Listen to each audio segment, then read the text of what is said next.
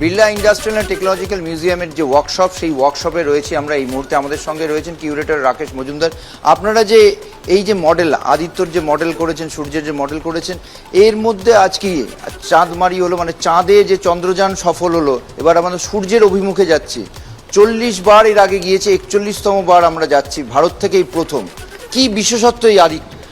আদিত্যের বিশেষত্ব রয়েছে এখানে 7টি টোটাল সায়েন্স পেলোড রয়েছে, যার মধ্যে হচ্ছে 4টি রিমোট সেন্সিং পেলোড রয়েছে এবং 3টি রয়েছে ইনসিটু পেলোড। তো এই 4টির মধ্যে যেরকম আমি একটু বলতে চাইবো, 4টে রিমোট সেন্সিং পেলোডের মধ্যে একটি রয়েছে ভিজিবল লাইন এমিশন কর্নোগ্রাফ, ভিএলসি। সেটা যেরকম এক্লিপসের সময় সূর্যকে চাঁদ ঢেকে দেয়, সেরকম একটা আর্টিফিশিয়ালি সূর্যকে ঢেকে দিয়ে সে কিন্তু সূর্যের করোনার যে ফটোগ্রাফ, যেটা সূর্যের একটা অ্যাটমসফিয়ারিক লেয়ার সবচেয়ে বাইরের, সেটির ফটোগ্রাফ নেবে এবং তাকে স্টাডি করবে।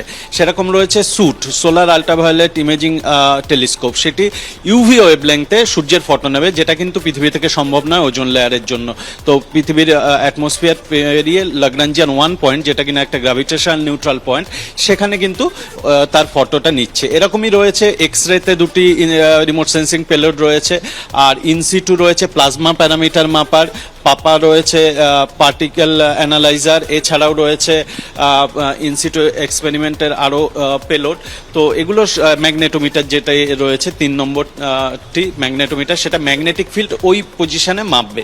তারই একটা মডেল আমরা তৈরি করেছি। এখানে দেখতে পাবেন আমরা যেরকম 2টো সোলার প্যানেল লাগিয়েছি, যেটা থাকবে, এবং এর সঙ্গে সঙ্গে ছোট ছোট পেলোডের অংশও দেখতে পারবেন।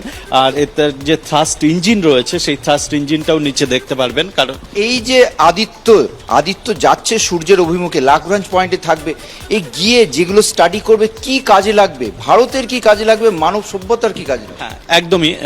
সেটা দেখুন, যেরকম ওয়েদার প্রেডিকশনের জন্য আমাদের আজ বৃষ্টি হবে নাকি আজ বড় ঝড় আসতে চলেছে কিনা, সেগুলো কিন্তু স্যাটেলাইটের মাধ্যমে চলে আসে। কিন্তু সেই স্যাটেলাইটগুলো যখন আপনি উৎক্ষেপণ করছেন, বিভিন্ন ওয়েদার স্যাটেলাইট হোক বা অন্যান্য স্যাটেলাইট, একটা সেই ওয়েদারের সঙ্গে স্পেস ওয়েদারের কথা চলে আসছে, যেটা কিনা স্পেসে আমাদের ওয়েদারটা কেমন, এখন কি স্যাটেলাইট লঞ্চের জন্য সেটি সেফ না নয়, সেইটা কিন্তু সূর্যের ওপর পুরোপুরি ডিপেন্ডেন্ট। সূর্য থেকে যে সৌরঝড় আসছে, সূর্য থেকে করোনাল মাস ইজেকশন আসছে, সেগুলো এসে স্যাটেলাইটকে হিট করবে কিনা। যেরকম ইলন মাস্কের স্টারলিং স্যাটেলাইট অনেকগুলো হারিয়ে ফেলেছিল সেই সৌরঝড় আসার ফলে, সেই ইনফরমেশনগুলো কিন্তু আমরা নিজেরাই এবার থেকে বলে দিতে পারবো আসছে কিনা। আমাদের কারোর ওপর ডিপেন্ডেন্ট থাকতে হবে না অন্য কোনো বৈদেশিক স্যাটেলাইটের ওপর, এবং আমরা এটা বলে দিতে পারবো যে কখন সৌরঝড় আসছে। একটা তো বৈজ্ঞানিক দিক আছেই, যে পরীক্ষা নিরীক্ষা, তাছাড়া এটা হচ্ছে একদম প্র্যাকটিক্যাল অ্যাপ্লিকেশন।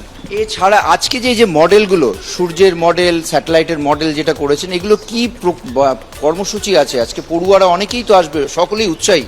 একদম, আমরা সেই জন্য যেরকম একটা স্যাটেলাইটের মডেল করেছি, তাদেরকে স্যাটেলাইটের বিভিন্ন অংশ এবং স্যাটেলাইট কিভাবে লঞ্চ করে সেগুলো বোঝানোর জন্য পিএসএলভি রকেট দিয়ে স্পষ্টভাবে কিন্তু আমরা জানতে পারলাম যে বিআইটিএম এর তরফ থেকে ঠিক কি কি ব্যবস্থা করা হয়েছে এবং পড়ুয়ারা ওই মডেল থেকে কি কি শিখতে পারবে।